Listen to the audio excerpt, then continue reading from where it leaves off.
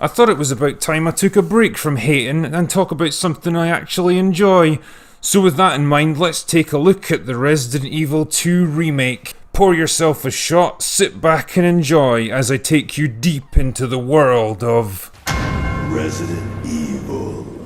Now, it's no secret that I've been a big fan of the Resident Evil games most of my life. I love them almost as much as Brie Larson loves herself, and I've been happily blasting zombies, solving puzzles, and listening to goofy dialogue since I was 12 years old. The series has had its ups and downs over the years, but one of the things most fans agree on is that Resident Evil 2 was probably the best of the bunch. It successfully balanced the problem solving and exploration of the original while injecting more action, bigger weapons, more complex environments, and more polished gameplay mechanics. It was just an all-round great game, and one that I happily gushed about in my own review last year. But one thing we can probably also agree on is that a lot can change in 20 years, and it's not exactly a looker by today's standards. The game was just crying out for a remake, and after the success of Resident Evil 7, Capcom decided to give the fans exactly what they wanted.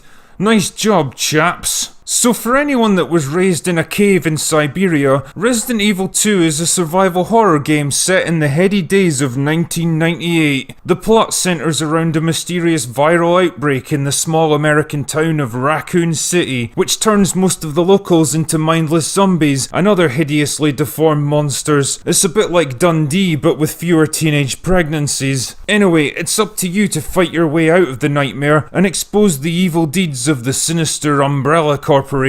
You play as either Leon Kennedy, a rookie cop on his way to his first assignment, or Claire Redfield, the sister of the first game's protagonist Chris, before he became the fucking Iron Fist anyway. So they're both heading to Raccoon City for different reasons. Claire's looking for Chris, who's gone missing after trying to expose the work of Umbrella, and Leon's just trying to get to the police station to start his new job. After a few shenanigans at a gas station on the outskirts of town, the two characters join forces and head to the police station to get help. That plan doesn't work out too well though, and pretty soon you're on your own. This is where the game proper begins. Your mission will be pretty familiar to anyone who's ever played a Resident Evil game before. Explore the deserted building you're stuck in, look for clues to what happened there, round up any survivors you can find, and get the Terry Funk out of Dodge. Oh, and try to avoid the walking corpses that have infested the place. Along the way, you'll meet various supporting characters. Some are willing to help you, some need your help, and others,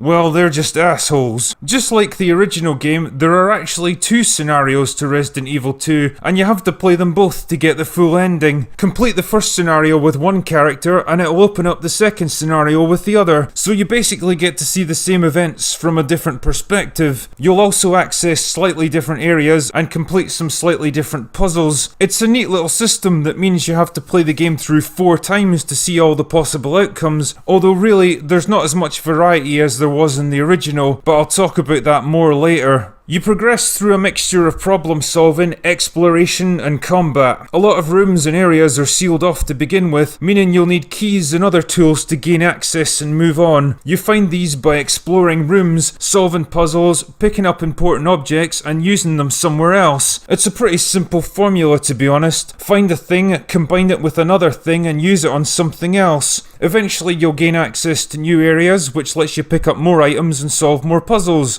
Rinse and repeat. You'll also face threats along the way that you can either fight or try to avoid. A persistent and mostly indestructible enemy that follows you around to keep the tension high, and the occasional boss battles to test your skill and drain your ammo. The catch is that resources are finite and you only have limited carry space. This is where the survival element of Resident Evil really comes into play, because you have to learn quickly how to manage your limited resources efficiently if you want to stay alive. Load up on weapons, health and extra ammo, and you'll struggle to carry the items needed to open up new areas, resulting in a slower and more frustrating gaming experience. Choose to travel light and you'll have more flexibility to pick stuff up on the fly, but you may leave yourself vulnerable if you get attacked. It's a constant balancing act, and there's no right or wrong way to do things, it just depends on what kind of player you are. But the big difference between the remake and the original is that the margin for error is a lot smaller now. In the original game, there were always more enemies than bullets to kill them, so you had to become skilled at dodging and weaving to conserve ammo. As long as you were smart and efficient, you'd usually be able to build up a reserve and cruise comfortably to your next boss fight, but not now. You're given just enough weapons and ammo to scrape by, provided you're careful, but there's rarely a surplus of anything, meaning you have to pick your battles carefully and make every shot count. And running away isn't the magical solution it used to be. Zombies can open doors and pursue you from room to room, which came as a bit of a shock when it first happened to me. I could be wrong, but I suspect there's also a bit of dynamic difficulty going on here, because anytime I started to build up a reserve of ammo, wouldn't you know it, along comes 2 or 3 zombies that suddenly have to be dealt with. So if you're like me and you prefer to clear out areas you know you're going to be traversing regularly, then you're in for a tough time. There's also a nice little mechanic where zombies can break through windows on the first floor and flood into certain rooms and corridors. You can barricade the windows to hold them at bay, but you haven't got enough resources to secure every room, so it's up to you to decide which areas are more important to hold and which ones you can afford to give up.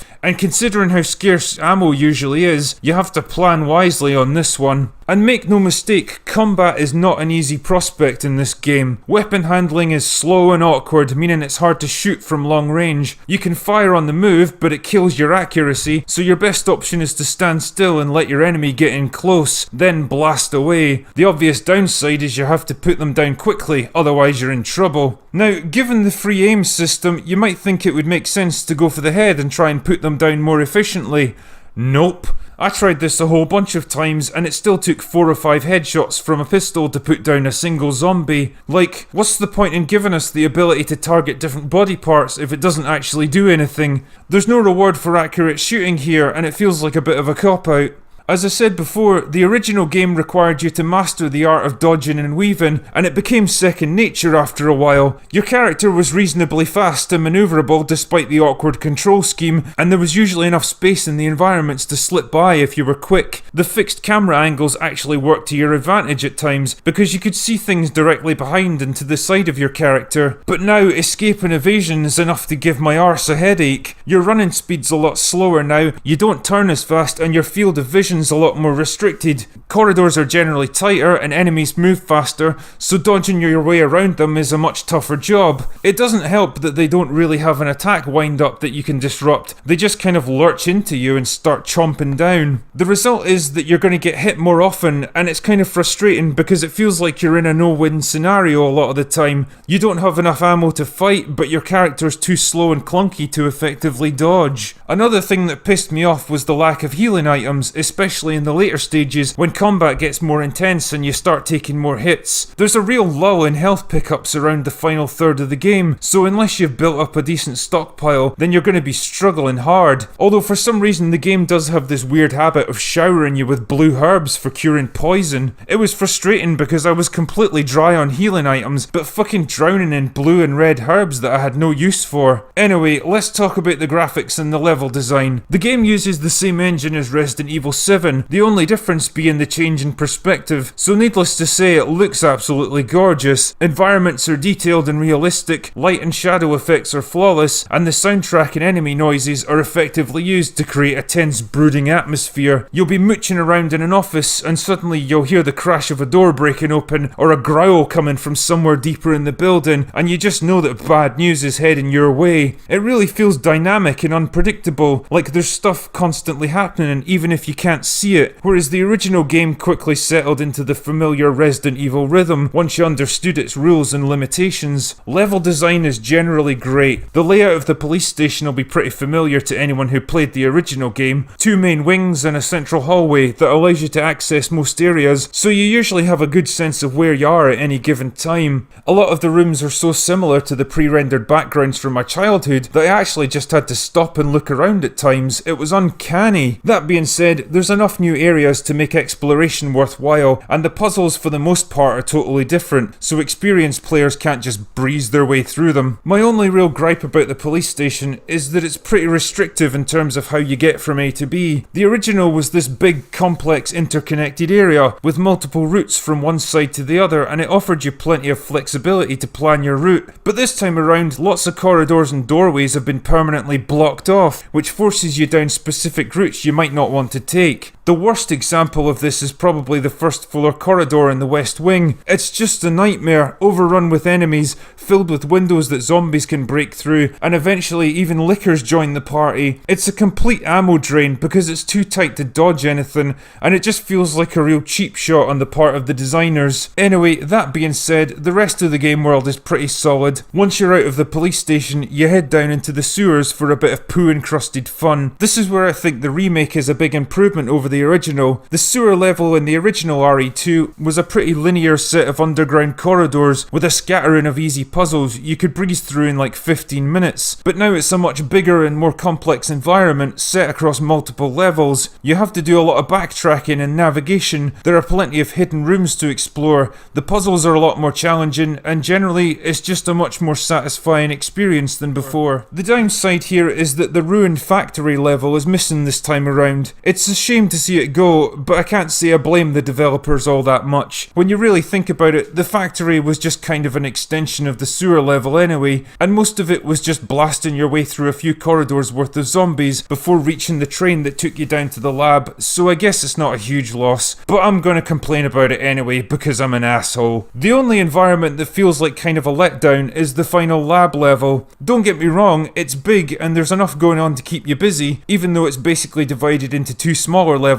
with a ridiculously huge space between them, but visually it's pretty bland and disappointing. Much like with Resident Evil 7, the hyper-detailed environments of the first few hours eventually give way to more sparsely designed maps, and you get the feeling this was where the developers were forced to cut corners to meet their deadline. Enemies are your usual Resident Evil suspects. Zombies make up the bulk of the early game. They're slow, but they can absorb more damage than you think and overwhelm you in large numbers. Lickers are fast and agile, and they can deal a shit ton of damage, so you need decent firepower to take them on and try and put them down quickly. There's also these giant blob things down in the sewers that can come out of nowhere and totally fuck up your day, as well as these walking plants that vomit poison onto you and are basically immune to everything except fire.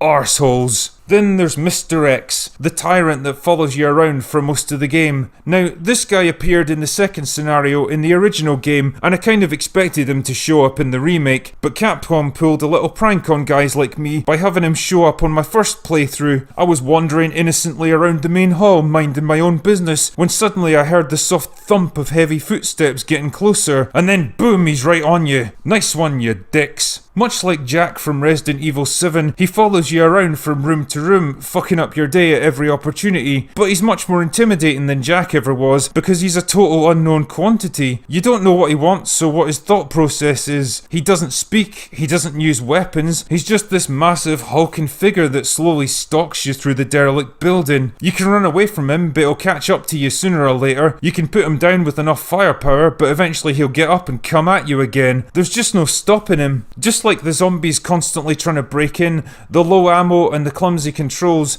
Mr. X is just another element in the mix that ensures you never really feel safe in Resident Evil 2. You're never allowed to feel comfortable. Every room you go into is another calculated risk, because not only could there be enemies in there waiting for you, but Mr. X might decide to come in behind and trap you in there. Now, I'm not going to go into the plot too much, because honestly, there's not all that much to talk about. Evil corporations doing evil things, mad scientist goes too far and unleashes a plague on the world, secrets and betrayals all round. And of course, because it's Resident Evil, it all culminates in you blowing the shit out of some horribly mutated creature with a rocket launcher while a self-destruct timer counts down.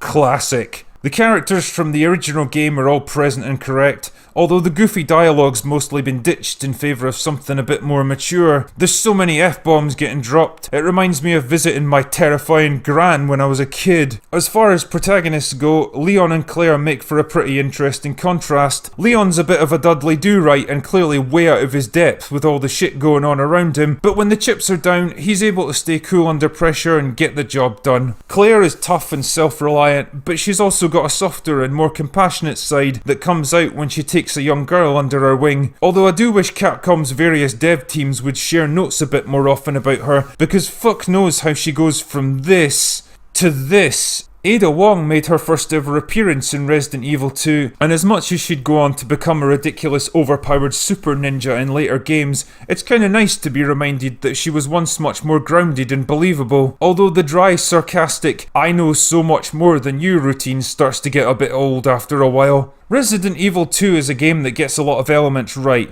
but it'd be unfair for me not to point out some of the things it gets wrong. For a start, Claire and Leon have almost no screen time together now. In the original, they'd meet up at various points to exchange information, help each other out, or just generally open up a little about why they were there. And it made the second scenario much more interesting to play, because you got to see the other side of these chance encounters. But here they almost never cross paths. They see each other for like 2 minutes at the police station and then right at the end, and that's all. It just feels like a wasted opportunity, like it might be good to see them interact and help each other out a little. Likewise, the second scenario here just feels like a rehash of the main game instead of the other half of a complete story. The actions of a character in the first scenario have no real impact on your experience in the second. You even watch the same cutscenes and fight the same bosses in the same areas, so fuck knows how that's supposed to work. It feels lazy, dumb, and poorly thought out in a way the original game never did. The difficulty is challenging, but it's mostly in the early stages, when ammo's scarce and your weapons are totally not equal to the task at hand. But once you're out of the police station and you get your hands on more serious weaponry, you're really not going to struggle unless you get trigger happy and waste all your ammo. Generally, I think the formula that's so well balanced in the first few hours starts to unravel a bit towards the end, where it feels like things start to get a bit rushed and haphazard. Some minor gripes aside, Resident Evil 2 is a brilliant example of a remake done properly. It keeps all of the things that made the original so successful, it ditches the stuff that hasn't aged very well, and it brings it all neatly up to date with some of the best graphics that current generation consoles can deliver. If you haven't played the Resident Evil 2 remake already, then go get it done. And tell them the drinker sent you. Anyway, that's all I have for today. Go away now.